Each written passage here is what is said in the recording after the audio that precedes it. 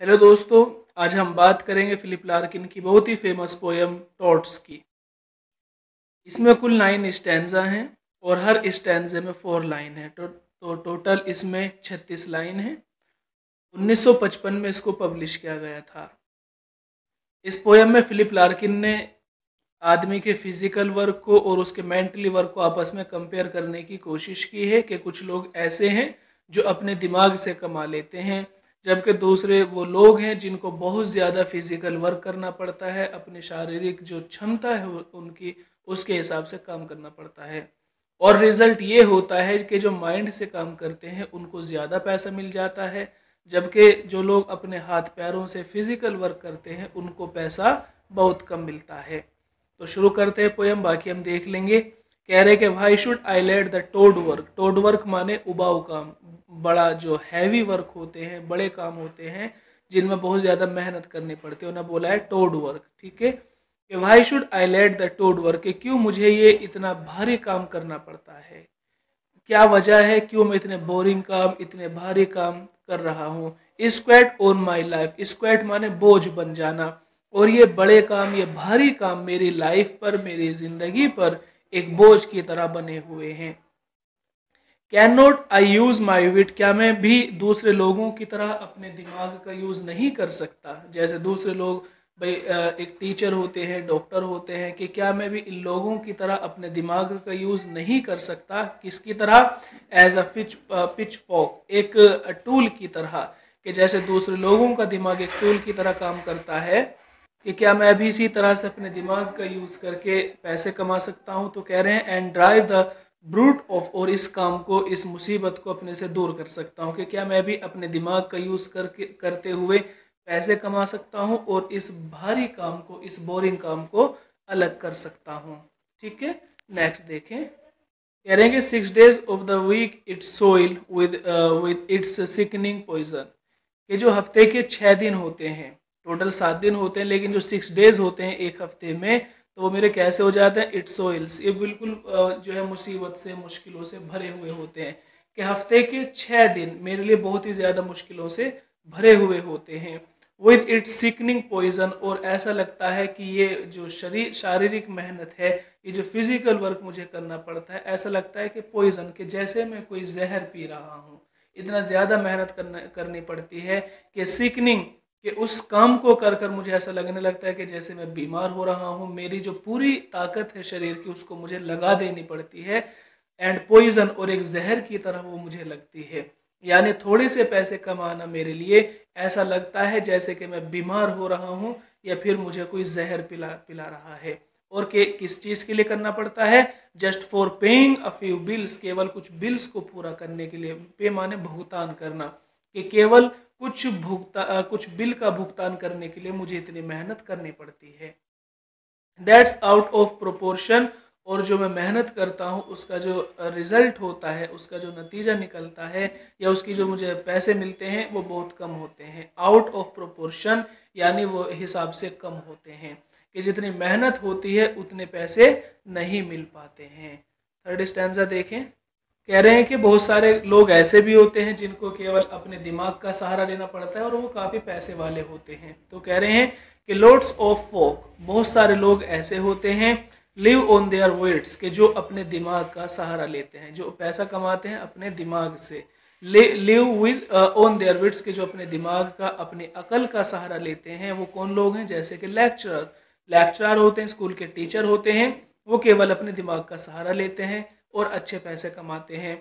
लिस्पर्स माने जो स्पीच वगैरह देते हैं, भाषण वगैरह देते हैं, माइक से जो लोगों को ऑडियंस के सामने बोलते हैं, तो लिस्पर्स के वो लोग हैं जिनको अच्छा पैसा मिल जाता है। और इन्हें करना भी बहुत कम काम होता है, कोई आधे घंटे बोलता है, तो कोई 1 घंटे, कोई 2 घंटे, तो इसका इन्हें बहुत ज़्यादा पैसा मिल जाता है।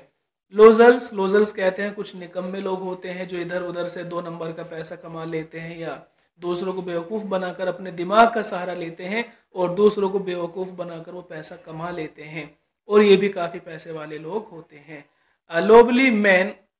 लोबली मैन के माने आएंगे, लोबली माने जो फुलिश होते हैं, बेवकूफ़ लोग भी पैसा कमा लेते हैं ना।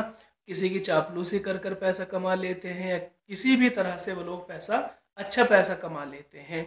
दे don't end as paupers, paupers माने भूखमरी में ख़त्म हो जाना, और ये लोग भूखमरी में भी नहीं मरते, यानी ये लोग कभी भी भूखा नहीं मरते, चाहे टीचर हो, चाहे स्पीकर हो, और चाहे बेवकूफ़ लोग हों वो भी चापलूसी कर, जो अच्छे से चापलूसी कर लेते हैं, फ्लटरर लोग जो होते हैं, ये लोग कभी भी भूखे नहीं मरते हैं। और एक मैं हूँ, कितनी ज़्यादा मेहनत करने के बाद भी मुझे बहुत कम पैसे मिलते हैं। फोर्थ स्टैंजा में कहते हैं कि lots of folk live up lanes, lanes माने गलियों में रहने वाले लोग हैं ना, जो गलियों में अपनी ज़िंदगी बसर करते हैं। लॉट्स ऑफ फोक, और बहुत सारे लोग तो ऐसे भी हैं, लिव अप लेन्स, जो कि गली गलियारों में रहते हैं, सड़कों पर आवारा रहते हैं। With fires in a bucket, और एक बकेट, बकेट में उनके पास कुछ आग रहती है, जिस आग से वो अपने आप को जो है गर्म रखते हैं। या जैसे कि आप जानते हैं कि लंदन में जो सर्दी होती है, वहाँ से अपने आप को उस आग से बचा लेते हैं। उनके पास कुछ नहीं होता, बस क्या होता है, विद फायर्स, उनके पास केवल एक आग होती है, इन अ बकेट, एक बकेट के अंदर। Eat windfalls and tinned, eat windfalls, जब हवाएं चलती हैं वो उसको पूरा जो है उसका सामना करते हैं। एंड टिंड सर्डिन, सर्डिन्स ये फिश के माने आते हैं, जो मछली होती है, और टिन माने जो डब्बे में होती है ना, कि डब्बे में कुछ मछलियां होती हैं, उनको ये खाकर काम चला लेते हैं।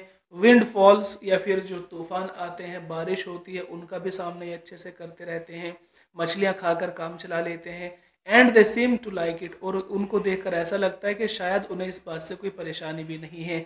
विंडफॉल हो, चाहे बारिश हो, चाहे तूफान आए, चाहे धूप हो या ना हो, उनको मछली डब्बे की मिले या कैसी मिले, ठीक है, लेकिन उनको कोई फ़र्क नहीं पड़ता। दे सीम टू लाइक इट, ऐसा लगता है कि ये सब चीज़ें उनको पसंद है और वो इन सब चीज़ों के आदी हो गए हैं।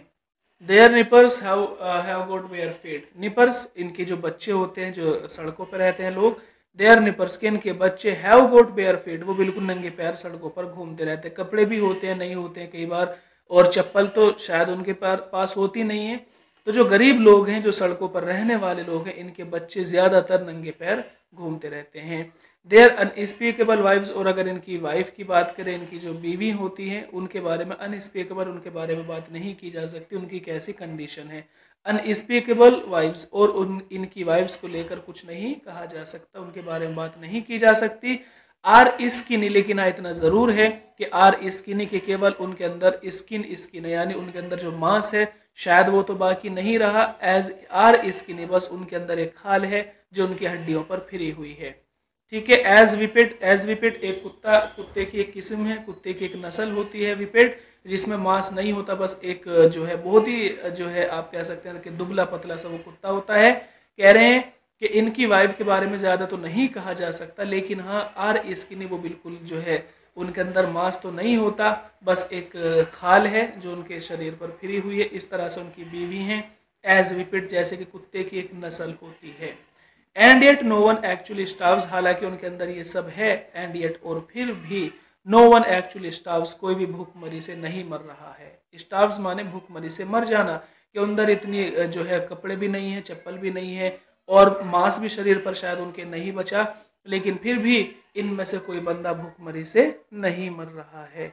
फिलिप लार्किन कहते हैं कि इस बात से थोड़ा उन्हें अफसोस है। कहते हैं कि काश, माने काश, आई वर करेजियस, कि काश मेरे अंदर इतनी हिम्मत होती, कि काश मेरे अंदर इतनी हिम्मत, इतना हौसला होता कि टू शाउट, कि मैं बहुत तेज चिल्ला कर कहता, टू शाउट माने चिल्ला कर कहना, कि मैं बहुत तेज आवाज में कहता, स्टफ योर पेंशन, अपने उसका जो बॉस है, फिलिप लार्किन का जो बॉस है, तो कह रहे हैं कि काश मेरे अंदर इतनी हिम्मत होती कि मैं उसको जोर से चिल्लाकर यही कहता कि स्टफ योर पेंशन, ठीक है। बट आई नो, लेकिन मुझे भी इस बात के बारे में पता है कि ऑल टू वेल, कि सब कुछ ठीक है, कि जो मेरे साथ हो रहा है वो सब कुछ मेरे साथ बिल्कुल ठीक है। बट आई नो, और मुझे इसके बारे में पता है। That is the stuff that dreams are made on, और यही वो चीज़ है, ठीक है, और यही वो चीज़ है, यही वो स्टफ है, यही वो चीज़ है, यही वो स्टफ माने चीज़ क्या आते हैं, यही वो चीज़ है, यही एक वो सोच है, दैट ड्रीम, जिस पर कि मेरी पूरी दुनिया, मेरे सारे जो सपने हैं मेड ऑन, पूरे हो सकते हैं। कि ये जो मैं काम कर रहा हूँ, चाहे फिजिकल काम हो, शारीरिक काम हो, कि जो मैं काम कर रहा हूँ, कि केवल यही वो एक चीज़ है, यही वो एक मेहनत है, जिस मेहनत के बलबूते पर मैं अपने सारे सपने पूरे कर सकता हूँ। एंड आई नो, और मुझे इसके बारे में पता है। इसके अलावा कोई चारा नहीं है मेरे पास, बस मेरे पास एक चारा है, एक टूल है, वो टूल है मेरी मेहनत। मैं मेहनत कर कर अपने सपनों को पूरा कर सकता हूँ। कह रहे हैं कि for something sufficiently toad like, ये कह रहे हैं कि कुछ और भी चीज़ है जो बिल्कुल एक टोड की तरह है, एक मेंढक की तरह है, स्क्वैट इन मी, और ये सारी चीज़ मेरे अंदर भी बस गई हैं। यानी बाहर से मैंने इतनी मेहनत की, इतने अपने आप को कंप्रोमाइज़ किया है कि ये बात अब मेरे दिल में भी बैठ गई है। अब शायद मेरे अंदर कभी इतनी हिम्मत नहीं होगी कि मैं अपनी बात को अपने शब्दों में कह सकूं। क्यों? क्योंकि स्क्वैट इन मी, क्योंकि ये जो एक डर है, ये जो एक ना जो है आप कहें मेरे अंदर पूरी तरह से समा चुका है कि मैं बाहर से मेहनत करता हूं लेकिन मेरे अपने अंदर भी डर बैठा हुआ है। इट्स हंकर्स आर हैवी, और ये जो है टोड है, जो एक मेंढक है, इट्स हंकर्स, इसकी जो थाई है, इसकी जो पैर हैं, इसने पूरी मजबूती के साथ में मेरे अंदर अपना घर बनाया हुआ है। यानी इस मेंढक ने, इस टोड ने पूरी ताकत के साथ में मेरे अंदर अपना घर बना लिया है और अपने पैर मेरे अंदर जमा लिए हैं। इसका मतलब ये है कि अब मैं इस चीज का पूरी तरह से आदी हो गया हूँ। ठीक है। Are heavy as hard luck, ये कह रहे हैं कि उसने पूरी हैवी करके, यानी पूरी ताकत के साथ में अपने आप को मेरे अंदर समा लिया है, यानी डर मेरे अंदर पूरी तरह से समा चुका है।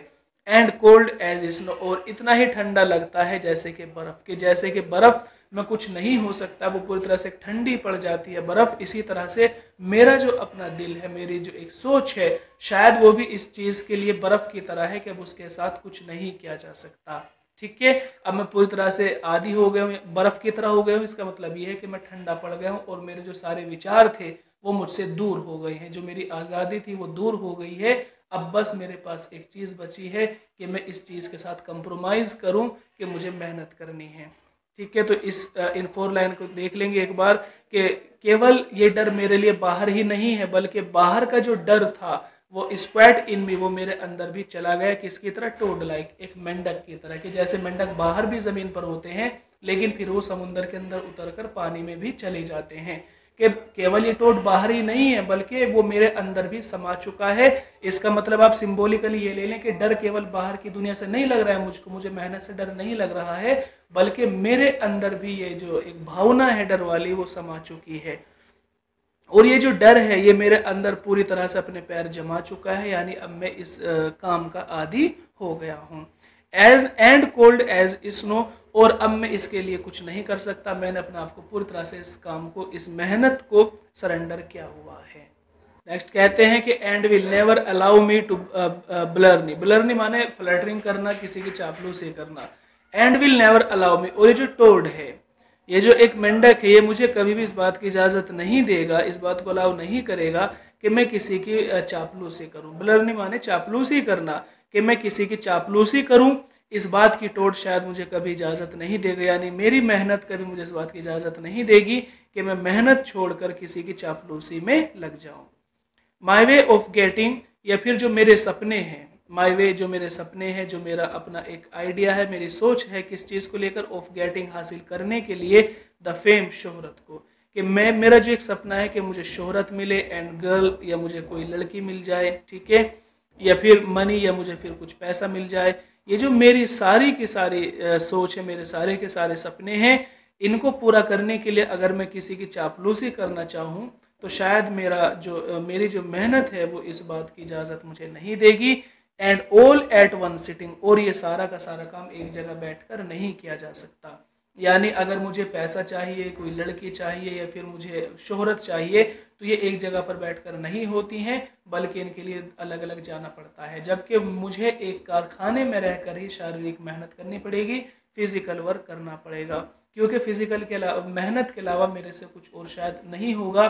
और मेरा ज़मीर इस बात की गवाही भी मुझे नहीं देगा कि मैं मेहनत को छोड़कर किसी और काम में लग जाऊं। रहे नेक्स्ट स्टैंजा, और ये लास्ट स्टैंजा होगा। कहते हैं कि आई डोंट से, कि मैं कुछ नहीं कह सकता, कि मैं अपने डर को लेकर, अपने टोड को है ना, कि मैं इसको लेकर कुछ नहीं कह सकता। बस इतना ही कहूँगा लास्ट में कि one body is the other one's spiritual truth, कि एक टोड है, वन बॉडीज, बॉडीज का मतलब एक टोड है, जो एक डर है वो मेरे बाहर का डर है ना, कि एक डर मेरे शरीर से बाहर है।